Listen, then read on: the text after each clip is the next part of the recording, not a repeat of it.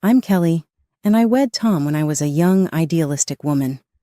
We were high school sweethearts, and I believed that our happiness would last forever. As a wedding present, my father, a prosperous businessman who ran a furniture manufacturing company, gave us a stunning home. We were married for 3 years when our son Michael was born. I put myself into becoming the ideal mother and homemaker as the years went by. I cooked delicious meals, kept our house immaculate, and saw to it that Michael had all he needed. Tom was not seeing the rapid advancement he had anticipated for his sales manager profession. He got home one evening feeling irate and dissatisfied. "Kelly, I just can't handle this any longer. Damn it. For what purpose am I busting my ass at work?" I jumped when he banged his fist on the kitchen table and said, "Pennies." "What do you want me to do about it?" I asked, attempting to seem calm. Tom's eyes glowed. "Your dad. He may offer me a senior position at his factory. I mean, you could talk to him, right?" I wavered. In our economic operations, my father had always been fair, and I didn't want to abuse our relationship. However, I nodded as I noticed Tom's desperation in his eyes. "Okay, I'll talk to him." I went to see my father at work the following day. I hesitantly said, "Dad, I need to ask you something." "Tom is the subject. I was wondering if you would have a place here at the factory for him, as he is not satisfied with his current work." My father paused for a while before nodding. "All right, I'll give him a shot, but he'll have to prove himself like anyone else." Tom was overjoyed when I broke the news to him. I was lifted up by him and whirled around the kitchen. "Kelly, you are incredible. This is going to completely alter our lives." And it did for a while. Our worries about money decreased as Tom began to make more money. But while one issue subsided, another, my friendship with Helen, Tom's mother, grew in its stead. A force of nature, Helen publicly disapproved of me and jealously guarded her only son. She showed up unexpectedly, berated me for my housekeeping, and insisted on having all of my time. I was trying to prepare dinner one afternoon when Helen blew through the front door. "Kelly, I need you to take me shopping right now." My teeth were clenched. "I'm in the process of cooking, Helen. Is tomorrow a good day to do this?" Her gaze grew strained. "Are you saying my needs aren't important after all I've done for this family?" Knowing that a comeback would only make matters worse, I bit it back. "Obviously not. Please give me a short while to complete this." I couldn't help but wonder how my life had turned into this as I drove Helen to the mall and heard her gripes about my cooking, driving, and pretty much everything else. I was a capable, intelligent lady, but here I was, giving in to the whims of others while my own aspirations fell to the wayside. One particularly frustrating afternoon, Helen barged into our home unannounced, as usual. "Kelly," she called out, her voice grating on my already frayed nerves. "I'm hungry. Make me something to eat." Biting my tongue, I set aside the laundry and trudged to the kitchen. As I prepared a meal for Helen, she sat at the kitchen table, criticizing my every move. "You're using too much oil," she snapped. "And for heaven's sake, cut those vegetables smaller. Don't you know how to cook properly?" As I placed the finished meal in front of her, I hoped she'd eat quickly and leave. But to my dismay, she packed up all the food I'd prepared and stood up. "I'll be taking this with me," she announced. "I have bridge club tonight, and this will do nicely for snacks." I stared at her in disbelief. "But Helen, that was supposed to be our dinner." "Oh, you can always make more," she said, already heading for the door. "It's not like you have anything better to do with your time." As the door slammed behind her, I sank into a chair, feeling defeated. I glanced at the clock, realizing I now had less than an hour to prepare another meal before Tom got home from work. When Tom arrived, he found me frantically trying to get dinner on the table. "What's going on?" he asked, loosening his tie. "Why isn't dinner ready?" I explained what had happened with his mother, hoping for some understanding or support. Instead, Tom's face darkened. Mom was here, and you didn't make her feel welcome, he demanded. Kelly, you know how important family is to me. You should have been more accommodating. Accommodating? I echoed, incredulous. Tom, she took our dinner. She treats me like a servant in my own home. Tom shook his head, clearly annoyed. You're exaggerating. Mom just wants to feel loved and appreciated. Is that too much to ask? As we ate the hastily prepared meal in silence, I couldn't help but feel a growing distance between us. Tom, once my high school sweetheart and closest confidant, now felt like a stranger across the dinner table. One evening, Tom came home from work in a foul mood. His face was red with anger as he slammed the front door behind him. Kelly, he bellowed, your father is a tyrant, a desperate man who humiliates people and uses them like pawns in his little game. I was taken aback.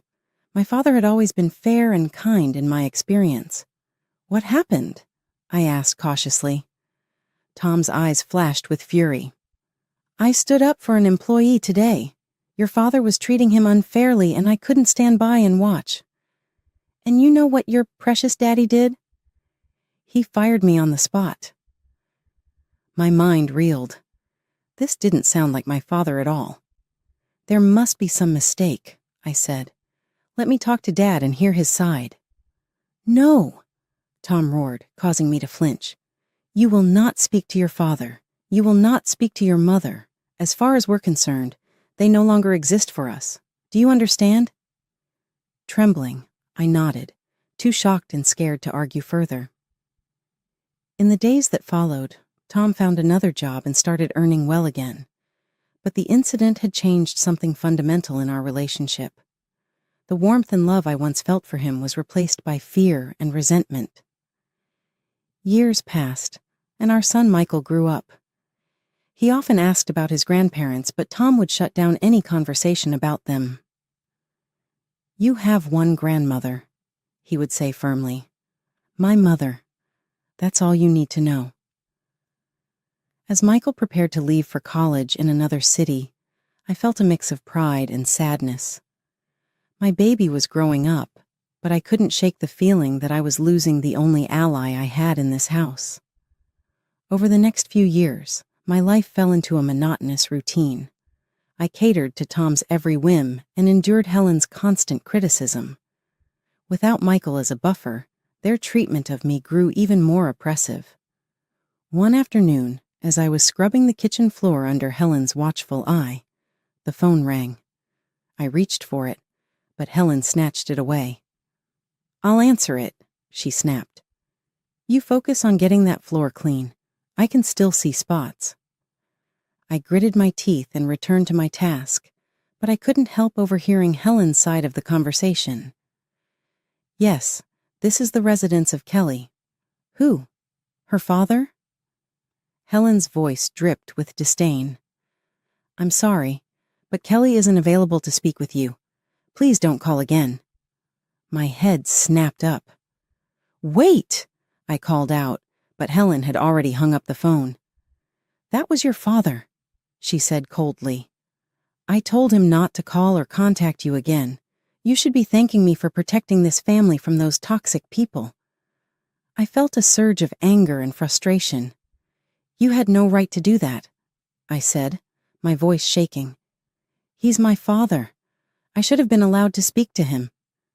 Helen's eyes narrowed. You ungrateful little... Just then, Tom walked in. What's going on here?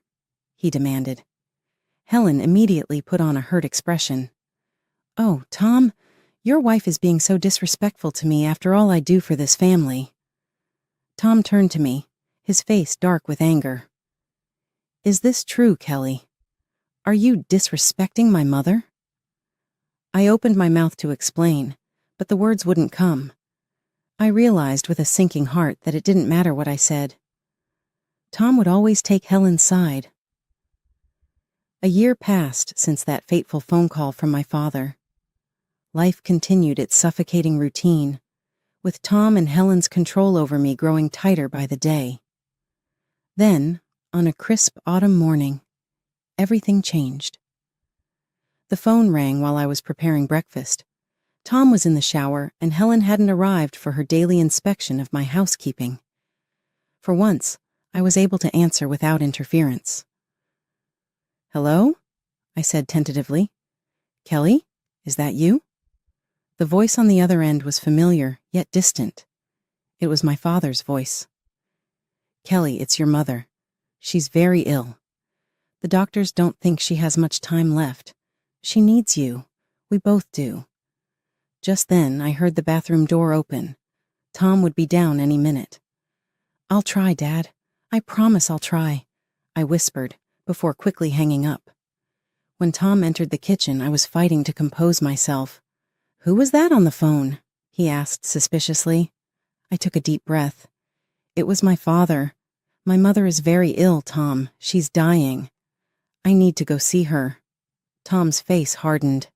"Absolutely not. We've been through this, Kelly. Your parents don't exist for us anymore." I felt something snap inside me.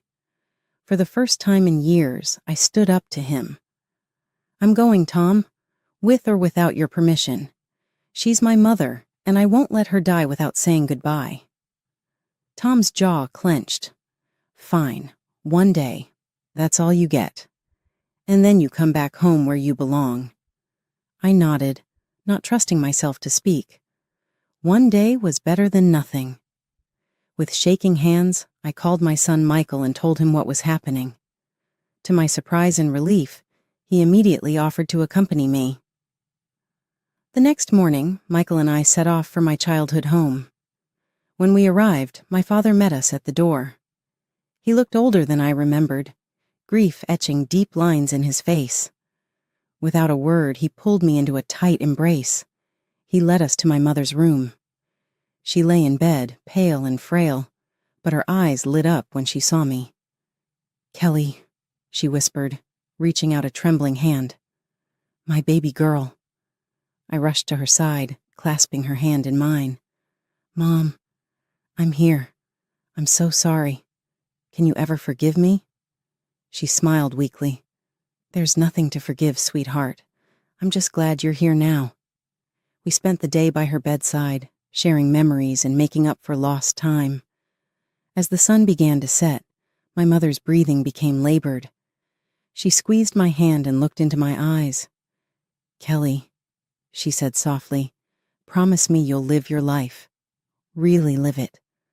Don't let anyone cage your spirit again." Tears streamed down my face as I nodded. "I promise, Mom. I promise." She smiled one last time, then closed her eyes. Her hand went limp in mine. She was gone. Suddenly, my phone began to ring incessantly. I knew without looking that it was Tom. I answered the call, moving to the hallway for privacy. Tom's voice, sharp with anger, cut through the line. "Where the hell are you, Kelly? You were supposed to be back hours ago." "Tom, I can't leave yet," I stammered, my voice thick with emotion. "My mother just passed away. I need to stay for the funeral." "Absolutely not," he roared. "I told you 1 day, and that's all you get. If you're not back by tomorrow, don't bother coming back at all." His words hung in the air, a threat and a promise all at once. For a moment, I was tempted to give in, to rush back to the life I knew.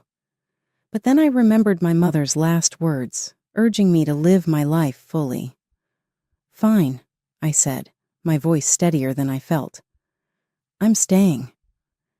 I ended the call before he could respond, my heart pounding. I had defied Tom for the first time in our married life, and it was both terrifying and exhilarating. The next few days passed in a blur of grief and preparations. On the day of the funeral, as we stood solemnly around my mother's grave, my phone began to ring again. Tom's number flashed on the screen. Without thinking, I pressed the speaker button, if only to quickly silence it. Tom's voice, loud and angry, burst forth for all to hear. "Kelly, this is your last chance," he yelled.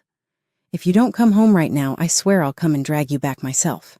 You ungrateful filth, after everything I've done for you."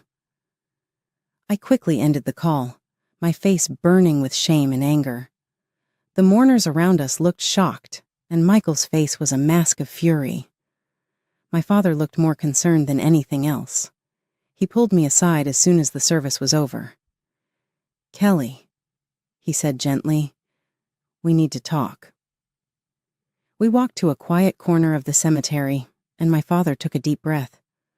"Sweetheart, there's something you need to know about Tom. Something I should have told you years ago." I listened in stunned silence as my father revealed the truth about why Tom had really left the company all those years ago. It wasn't because he had stood up for an employee. It was because my father had caught him stealing money from the company and clients, manipulating prices, and pocketing the difference. "I fired him to protect the company and our clients," my father explained. "I didn't tell you because I thought you loved him, and I didn't want to come between you. But now, hearing how he speaks to you, seeing what your life has become, I can't stay silent anymore." I felt as if the ground had opened up beneath my feet. All these years I had believed Tom's lies, allowed him to cut me off from my family, and endured his and Helen's emotional abuse, and it had all been based on a lie. "There's more," my father continued, his voice grave. "I recently heard from a friend that Tom's company is under investigation. There are discrepancies. Kelly, I think he might be up to his old tricks again." As the full impact of his words hit me, I felt a strange mix of despair and liberation. The life I had known was crumbling around me, but from its ashes, I saw a chance for a new beginning. The day after the funeral, my father, Michael, and I decided to return to my house. To our surprise, we found the house bustling with activity. Helen's friends were milling about, and the smell of food wafted from the open windows. We walked in to find a full-blown party in progress. Helen, holding a glass of wine, spotted us first. Her eyes narrowed as she took in my father and Michael. "Well, look who finally decided to grace us with her presence," she said, her voice dripping with sarcasm. "You're late, Kelly. My birthday celebration started hours ago." I was momentarily stunned. In all the turmoil of the past few days, I had completely forgotten about Helen's birthday. Before I could respond, she thrust a dirty rag into my hands. "Don't just stand there," she snapped. "Start cleaning up. These tables won't wipe themselves." My father, who had been silently observing, suddenly erupted. "How dare you speak to my daughter that way?" he thundered, causing the room to fall silent. "She's not a dog to follow your commands. She's a grown woman who deserves respect." Helen laughed derisively. "Respect? She gave up any right to respect when she married my son. Her family is Tom and me. Now you're nothing to her anymore." I watched in disbelief as my father and Helen argued, their voices rising. The party guests looked uncomfortable, unsure whether to leave or stay. Suddenly Tom burst into the room. "What the hell is going on here?" he demanded, his eyes locking onto me. "Kelly, why aren't you serving the guests? And what are they doing here?" He gestured angrily towards my father and Michael. Something inside me snapped. Years of pent-up frustration and anger came pouring out. "No, Tom," I said, my voice steady and clear. "I'm not serving anyone. I'm not cleaning up, and I'm not staying silent anymore." The room had gone deathly quiet. Even Helen seemed at a loss for words. "I know the truth, Tom," I continued, pulling out the divorce papers I had hastily prepared. "I know why you really left my father's company, and I'm done. I want a divorce." For a moment, Tom looked like he might lunge at me. But then, perhaps realizing he was outnumbered, he deflated. "Fine," he snarled.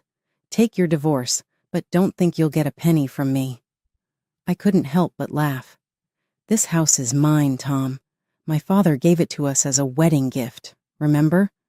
You're the one who needs to leave." Tom and Helen left shortly after, shooting venomous glares our way. As the door closed behind them, I sank onto the couch, suddenly exhausted. Michael, who had been quietly observing everything, finally spoke up. "Mom, Why didn't you tell me things were so bad? I'm sorry, Michael, I said. I thought I was protecting you, but I realize now that I was just teaching you the wrong lessons about love and respect. In the weeks that followed, my life transformed dramatically. The divorce proceedings began, and I threw myself into rebuilding my life. My father, true to his word, stood by me every step of the way. One afternoon, as we sat in his study discussing the future, my father broached a subject I hadn't expected. Kelly, he began, his voice gentle but serious. I've been thinking. I'm not getting any younger, and the factory needs new blood. How would you feel about coming to work with me? I blinked in surprise. Me? But Dad, I don't know anything about running a business. He chuckled. Neither did I when I started.